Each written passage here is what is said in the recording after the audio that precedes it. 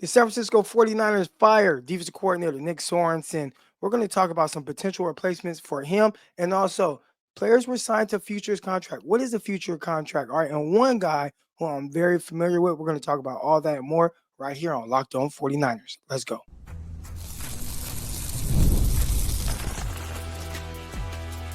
You are Locked On 49ers, your daily San Francisco 49ers podcast, part of the Locked On Podcast Network, your team every day. Welcome to another episode of Locked On 49ers. I am your host, former NFL and AFL defensive back, Eric Crocker, and I'm excited to talk some 49er football this morning, but I definitely want to thank all of you for making Locked On 49ers your first listen of the day. I want to let you know that today's episode is brought to you by FanDuel. The NFL playoffs are here, and it's not too late to get in on all this action, and you're going to do it with FanDuel, America's #1 sportsbook. All right, y'all, let's get into it, man. As you can see, I'm still missing my co-host, Brian Peacock, but Peacock is coming back. Got a text message from him. And for those of you who don't know, Peacock lost his father. And we've been asking you guys to say prayers for him. And I know that's tough. He was really close to his father.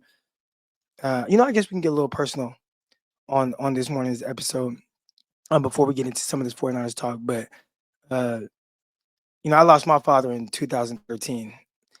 And losing a father, losing a parent, it's something that I don't know if you ever quite get over it. I miss my father every day.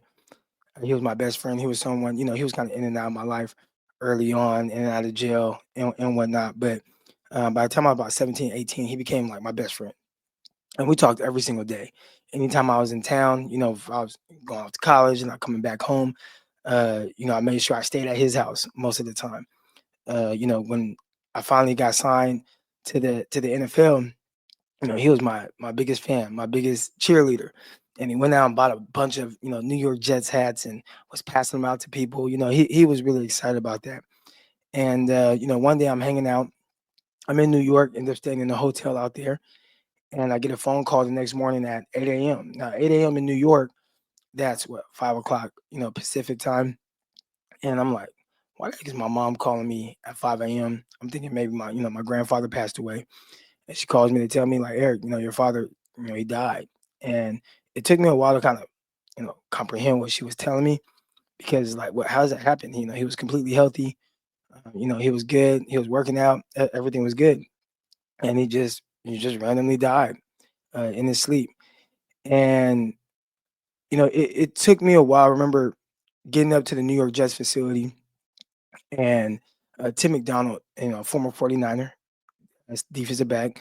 Tim McDonald, he was our defensive back coach with the New York Jets. And I told him, I said, hey, man, I might have to be going back to California. My father passed away. And Tim kind of looked at me like, dang, he didn't really know what to say. And, I went into the locker room like I normally would, got dressed for practice like I normally would, and head out to the football field. And as I'm running onto the football field, I hear someone behind me yell my name, Croc. And I look back and it was Coach Tim McDonald.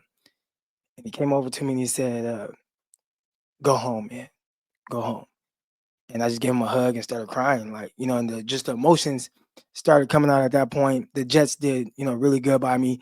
They set me up with a flight home, for my dad's funeral. They're like, man, just stay there until everything is situated. I went home and, he had a service and everything. I flew back to New York. Everything was good, finished, practices, for the summer and whatnot.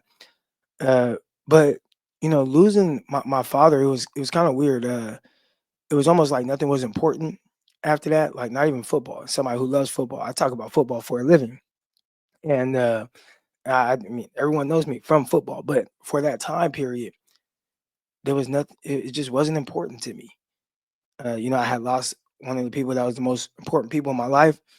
And that was a difficult time. And I think maybe I was like, mourning, but didn't quite understand exactly what I was going through. I think there was maybe even a state of kind of depression, not really knowing how to, uh, not really knowing how to handle some of the emotions that I was thinking of losing someone who was my best friend. And The one thing that I have that I'm always able to hang on to is uh, the day he passed away, he had called me. And again, because we spoke every single day. And he had called me and he said, he was like, "Hey man," I was like, "What's up, Dad? I'm heading to these meetings. I can't talk right now." And he was like, "Man, I just want to let you know I'm proud of you." And I look back on it now and I'm like, man, it's almost as if he maybe knew something was coming, but there was no way. There was no way that he knew. But the last thing that he ever said to me was that he was proud of me and what I was doing and living out my dream of playing professional football. So I always have that to hang on to. But I think we all have lost family members, lost parents, and it's tough. And my co-host Peacock is tough because I don't know the right things to say. You never do in these type of situations. I know when anything someone said to me during that time, there was nothing that was going to bring my father back. So you just pray for them and hope that they go through it and know that at least for me, I don't think it ever gets easier with him gone, but I definitely miss him every day. I talk to him, and it really wasn't until I had got let go by the Jets, and even then I was still kind of sleepwalking, and the entire thing was still kind of numb to me. But I ended up getting drafted number 1 overall in this arena draft, and it wasn't until then that I snapped out of it. Like whatever fog I was in, I didn't even know I was in a fog until I had got drafted. I'm like, oh, it's time to get to work. It was almost like I woke up. So for months, I was sleepwalking through life, and not really maybe knowing how to process some of my emotions. So I just kind of wanted to, talk about that a little bit because I think there's a lot of other people out there that have lost a loved one, lost a parent, lost a grandparent. I've lost some grandparents, and it's tough. But my guy Peacock, I'm excited that he's coming back. I told him, hey man, stay away as long as you need. I'll hold down the show. I'll bring some people on, but it sounds like I'm getting my co-host back on Thursday's episode, and which will be Friday's episode. We're recording Thursday, but yeah, I'm excited about that. But definitely continue to pray for him, pray for his family, and that they get through this hard time. All right, we're going to get to some 49er talk now. Defensive coordinator Nick Sorensen fired. Possible replacements. We're going to talk about that next. Today's episode of Locked On 49ers is brought to you by FanDuel. All right, and the NFL playoffs, they are here, and it is not too late to get in on all this playoff action right here on FanDuel, America's #1 sports book. Because right now, new customers, they can finish the season strong with $250 in bonus bets. That's your first $5 bet is going to win that money. All right, FanDuel has so many ways for you to pick up a W. And picking up a W is like picking up money and putting it in your pockets. I love betting on which players will score a touchdown and how many points each team will score. It's pretty much thrilling. And I think even games that maybe aren't as exciting, it makes it much more exciting for me to watch. And you start to get personally invested in it. All right. And not only can you bet on who will win the game, but FanDuel also has the best bets for, which player will score a touchdown, and how many points each team will score, and so much more. So go visit fanduel.com to join today. That's fanduel.com for your chance at $250 in bonus bets. Make every moment more with FanDuel, an official sportsbook partner of the NFL. All right, y'all, let's talk about some potential replacements for Nick Sorensen, who's fired. Now, there was a lot made of the 49ers defensive coordinator position with Steve Wilks. And Peacock and we talked about a lot. And I'm like, Peacock, I think Wilks is getting scapegoated a little bit. And not to say that he was this great defensive coordinator, but I thought, he did a lot of good things. Was it great? No. And I think a lot of people were used to the bravado of guys like Bob Sala.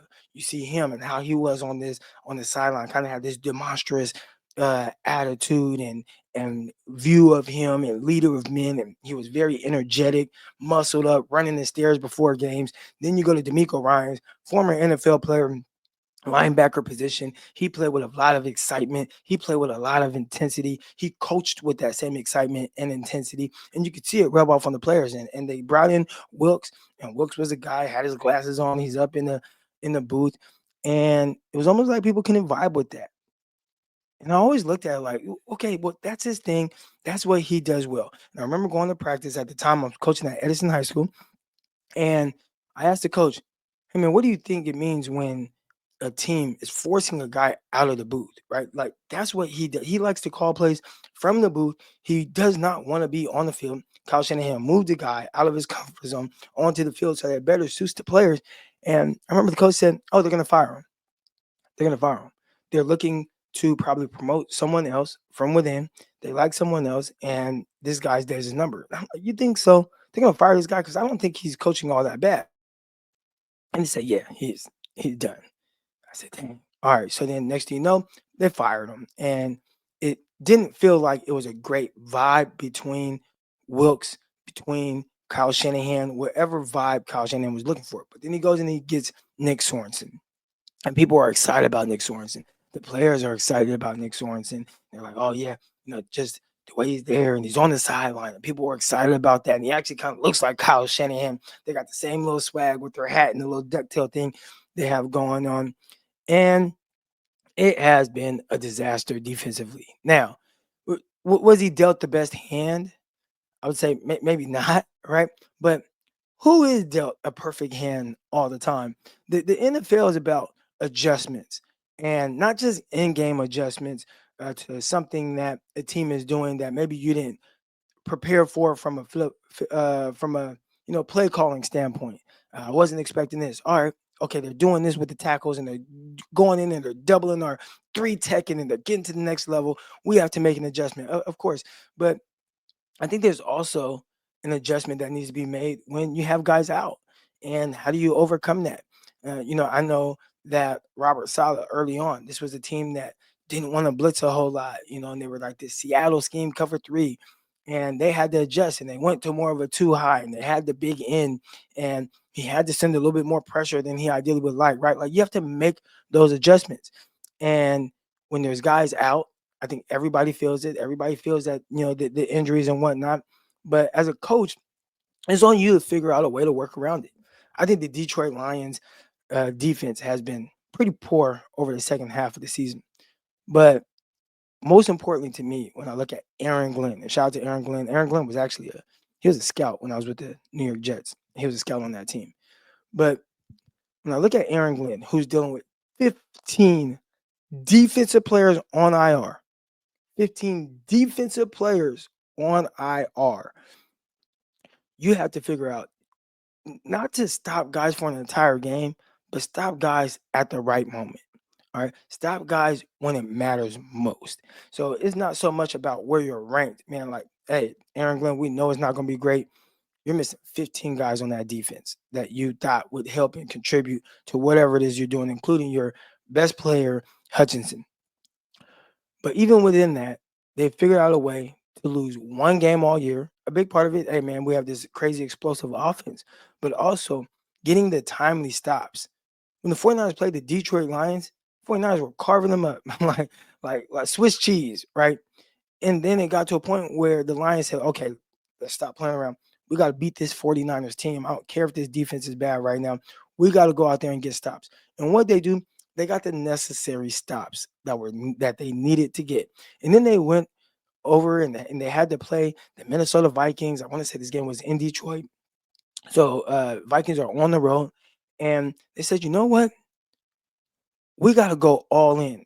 Can you be good when it matters most? Can you be good when you need it most, regardless of whatever injuries you're dealing with? Getting 15 guys on IR. And Aaron Glenn said, we're going to be good right now. And that was one of the better performances I've seen all year from the Detroit Lions. I mean, they stifled Justin Jefferson. Sam Darnold looked like a shell of what we've seen for most of this season, which was actually a really good quarterback. And I'm like, dang, did this game lose him some money? But maybe the Detroit Lions, they just came out firing on all cylinders with that defense. And they played well when they needed to play well. And when I look at this 49ers defense, they did not. They did not. Matter of fact, they didn't offensively and they didn't defensively. Like when they needed those moments to turn, this game in a different way, whatever game it was, when you need that stop, they weren't able to get the stop. when they need that score offensively, or that drive keep going, they weren't able to do that, right? And when I look at the coordinator and I look at Nick Sorensen, I said, all right, Nick, is this you? Is this going to be you all the time? Well, I think Kyle Shanahan said, you know what? I think he's a little over his head right now. We really like Nick Sorensen, and that's what's being reported right now by all the 49er beat writers. We really like Nick Sorensen. Love what he is. But maybe Nick Sorensen, he's just not a defensive coordinator. He's just not a defensive coordinator. So they fired him, and they hope to retain him to keep him at a different position. Now I started thinking about, like, all right, you're gonna fire him. Who do you replace him with? And some names immediately came up. I talked about this on the previous episode. Dave Merritt from the Kansas City Chiefs. You know, I like him. Bring somebody from the outside. Look, Kyle, it doesn't have to be your buddy. Can it be somebody that you can get along with? Like, you obviously want that. You don't want someone that you're gonna butt heads with. But hey, man, you do your thing. I'm gonna do my thing. We gonna rock out. Let me know the philosophy. Let me know if you need help with anything. Let's do it. You're a terrific coach. And Dave Merritt, I love what they've been doing with Spagnola over there with Kansas City. He's been manning the secondary. I love his, like, kind of just how he carries himself. He's a very confident guy, and of course he'll be confident. Look what his units have done. Again, this is not the best version of Kansas City's offense that we've seen, but that defense has made it to where, hey, you're not going to see a drop off. And I know that Dave Merritt's not going to get all the love for that. The defense coordinator has been amazing for Kansas City, but with Dave Merritt, he's been a big part of it. Been a big part of this process, developing these defensive backs, putting guys in advantageous situations, and make sure they're executing at a high level. So they've carried this team when the offense wasn't playing as well. And you look up in Kansas City, they have one loss. They know how to win. I think a big part of it is a guy like Dave Merritt. My guy Rich Madrid, I think he had a great response to who the 49ers should hire. And his thoughts were that maybe the 49ers should go to the college ranks. You don't got to go into the NFL and get somebody. What about getting a fresh face, excuse me, someone that's maybe a little bit more younger, youthful, enthusiasm. And this is a guy that you also can kind of mold into what it is that you want. So I like the thought of the 49ers going out to college. Shout out to my guy, Rich Madrid. I think this was a great idea. And looking into someone like, I don't know, who's Penn State's defensive coordinator? Or I got the answer for you. I looked it up. Tom Allen. Penn State, I can't tell you what defense they're running. I haven't like evaluated their defense. Are they running a 3-4? But Kyle was a 4-3. Like, those are things I don't know. Right? Is it a 3-3 stat? Whatever their defense is, I'm not sure. But I do know one thing: Penn State's defense, they're flying around. They're flying around. They're hitting guys in the mouth. They're playing well. And they're in the playoffs right now. And I think a big part of it is because the defense. It's not because of Drew Aller, who sounds like he's kind of picking up steam as a quarterback in the NFL. A lot of people like him and some of his attributes. He can move around a little bit, he can throw the ball for sure.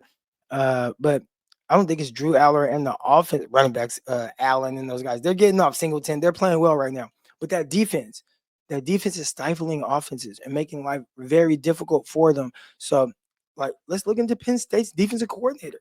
All right. Let's look into Deonton Lynn, son of Anthony Lynn. He actually went to Penn State, graduated from Penn State, played football there, had a cup of coffee with the New York Jets. But, since then, he has the experience of coaching not only in college, but in the NFL as well. He was in the NFL coaching under the Baltimore Ravens, played for the Houston Texans. But he was in Baltimore or coached for the Houston Texans. He was in Baltimore with Wink Martindale. All right, so coached under Martindale and that secondary for the Baltimore Ravens. And then they got a new defensive coordinator in Zach Orr. So he coached under Zach Orr. All right. And, I think it's really cool when you get to see and hear kind of different philosophies defensively and kind of mold yourself into what it is that you want to do. So there's a lot of experience at the NFL level, but also at the collegiate level. He was the UCLA defensive coordinator in 2023. Did a terrific job. They ended up getting a new staff. I think they retained some of those guys with Coach Foster and those guys. But USC said, "Oh, you know what? We're going to go across town and we're going to get this guy, Deonton Lynn." All right, and so USC, boom, they went and got him. And I think we saw while USC they're trying to, kind of rebuild this thing defensively. Coming out, man, when you watch them against LSU, you couldn't help but think like, man, this looks like a different defense from USC. They're flying around. They look physical. They're hitting guys in the mouth. Guys have bulked up, right? And he hid that whole thing. So he's currently still the USC defensive coordinator. There are plenty of other guys I'm pretty sure that we could name that should be like candidates for that. But I want to kind of throw out some names for guys to think about. All right. So again, we'll go Dave Merritt, Deontay Lynn, and Tom Allen. Like those are three names. Like 49ers, I think at the very least should interview those guys. And they interviewed Dave Merritt last season. We'll see if they do again. There's a lot of people like, that'll never happen. He's talking trash on the 49ers. Man, these guys are professionals. They're coaches. And when you get your butt kicked, you can kind of talk a little bit. But guess what? I mean, did anybody talk more stuff about the 49ers than Richard Sherman? And Richard Sherman became a 49er, and I think everyone loved him. All right. So we're going to continue to monitor that spot for the 49ers defensive coordinator position. Let's see how it goes moving forward. All right. So we'll talk about that next. Today's episode of Locked On 49ers is brought to you by PrizePicks, and it's playoff time. And if you're like me, you want to make the most of these final weeks of football action, and that's where PrizePicks comes into play. All right, if you love football and you want a chance to win some real money while watching these games, PrizePicks is the place for you. It's the best way to turn your sports opinions into cash money with daily fantasy prizes and projections. All right, with PrizePicks, you simply pick more or less on player stats, total passing yards, rushing touchdowns, a shot up to $100,000 times your money. All right, you can make your picks in less than 60 seconds. And what are you looking for? A flex play, boost your payout. You want to cash in quickly. PrizePicks has got you covered. And with over 10 million members and billions in winnings, it's clear that people are loving the platform. I play every day. Whether it's football, I'm watching basketball. I'm a Los Angeles Laker fan. Last night, Anthony Davis, he got the over. He got more on his rebounds. All right. I'm continuing to look for things like that. Denwiddle, he did a great job of hitting the higher and more on his PRA, points, rebounds, and assists. So those things are always there. So you can do it not just in football, but basketball as well. And here's a special offer right now for our Locked On 49ers listeners. Download the app today and use the code Locked On NFL to get $50 instantly after you play your first $5 lineup. All right, that's PrizePicks. Run your game. All right, download the app today. Use code Locked On NFL to get $50 instantly after you play your first $5 lineup. Again, PrizePicks. Run your game. The San Francisco 49ers signed a few guys to a future contract. All right, so those names include offensive lineman Isaac Alakarn, wide receiver Russell Gage, wide receiver Isaiah Hodgins. They signed a tackle, Jalen McKenzie. And these are all guys that are signed to reserve future contracts. All right, so what is a reserve future contract? Typically at the end of the season, teams, when their season is done, they'll sign a guy. And basically, this is like, all right, we're going to sign you and you're going to report to OTAs and you're going to be a part of our offseason program. And I've seen this happen. There's some guys that end up, making the team, some guys that end up just kind of being camp bodies. But one name that stuck out to me the most was my guy, Isaiah Hodgins. And Isaiah Hodgins, some of you may know, back in, what year did he come out? I think it was maybe the Brandon Ayuk class, maybe. All right, so we're thinking maybe 2021. I would say 2020, excuse me, the COVID class. Isaiah Hodgins is a guy that was a top 10 receiver in that class for me out of Oregon State. I'm very familiar with him because, I've had some opportunities to kind of, watch him and train him and things like that when he was in high school out there in the Bay Area. So he's a Bay Area native. And at Oregon State, one thing is very clear, and I kind of started hashtagging this. All he does is catch touchdowns. And that he does. So he did a terrific job of that at Oregon State, being a guy that has some nice twitch to him, has some nice finesse to him, but he's a big body guy with terrific hands. He maybe had one of the best catch rates in that class, if not the best catch rate. So this is a guy who did not let passes hit the ground too much. Well, he ends up going to the NFL, and he's with the Buffalo Bills. And this is just how the NFL works. All right, when we talk about just the business aspect of it, he gets drafted by the Buffalo Bills, and their receiver room was a little stacked. All right, so now you're looking at this receiver, and what do we do with him? All right, we're going to let him go. They let him go, brought him back on practice squad. So for the first year, he's on practice squad. You watch him in the preseason, he looks good. He's making some plays, but they were able to kind of stash him for the first year and some change on the P squad. And I always said, man, somebody just gave this guy opportunity. He's going to do some really good things. He's going to play very well. I believed in what he was as a player. And lo and behold, guys go down with injuries. They had about 2 or 3 receivers go down. So they had to bring Isaiah Hodgins up to the active roster. He plays in the game. He gets about 5 catches. He looks good. He's making plays. And the guys come back from injury that they had. So they try to release him, bring him back on the practice squad, but it didn't work. After they tried to put him on the practice squad, another team claimed him. It was the New York Giants. And the New York Giants said, you know what? We'll take Isaiah Hodgins. So let's talk about some of the games that Isaiah Hodgins had with the New York Giants after they picked him up. All right, so I'm looking at his stats. He finished that season, which I want to say he played maybe not the whole. How many games did he play that year with the New York Giants? 6 games maybe, but 33 catches, 351 yards, 4 touchdowns. All right. And then last season, 2023, 21 catches, 230 yards, 3 touchdowns. So nothing earth-shattering or anything like that. But he did have a really good playoff performance in that second year when he was was the first year that he was with New York, where he had over 100 yards, had a touchdown catch. So this is somebody that he can be productive in the NFL. And I think of guys like him. I think of guys like Juwan Jennings. You guys remember, Juwan Jennings was a guy who was released by the 49ers. He was on the practice squad. They had to bring him back. The next thing you know, when he got his opportunity, he's like, hey, man, this is a good receiver. And now the more you see him, he's like, hey, he's actually a really good receiver. Isaiah Hodgins is a guy, in my opinion, that is a good receiver. And the NFL, there's a lot of politics about it. So you never know why a guy is available or isn't available, or why is he on practice squad. I've said it multiple times on here to you guys that I don't think there's a whole lot of difference between, your wide receiver 4 and your wide receiver that's on the practice squad. And I think Isaiah Hodgins is a guy who we'll see what type of realistic opportunity he has. Like, does he have a real chance to make this roster? I hope so, because he's a terrific guy, and he brings an element that the 49ers don't have, and that's size. I mean, you have Juwan Jennings, and after that, it kind of gets a little. And I think back to guys like Tim Patrick. We watched Tim Patrick. He's still in the NFL now. He's a productive receiver in the NFL. He's done some good things with the Broncos. A lot of people don't remember his rookie year. He was in training camp with the 49ers. The 49ers let him go. And since then, Tim Patrick's been in the league. What is that, 2000, maybe 18? Let's see if we can Google some Tim Patrick real quick and see how long he's been in the NFL. But Tim Patrick was on the 49ers as a rookie. And a lot of people kind of forget that. But 6'4" receiver, 215 pounds. He's been in the NFL since 2018. So he played his first 4 years with the Denver Broncos. Wasn't ultra productive or anything like that. But, in his best year with Denver, 53 catches on 85 targets for 734 yards. The season before that, 742 yards. So he had 2 really good seasons.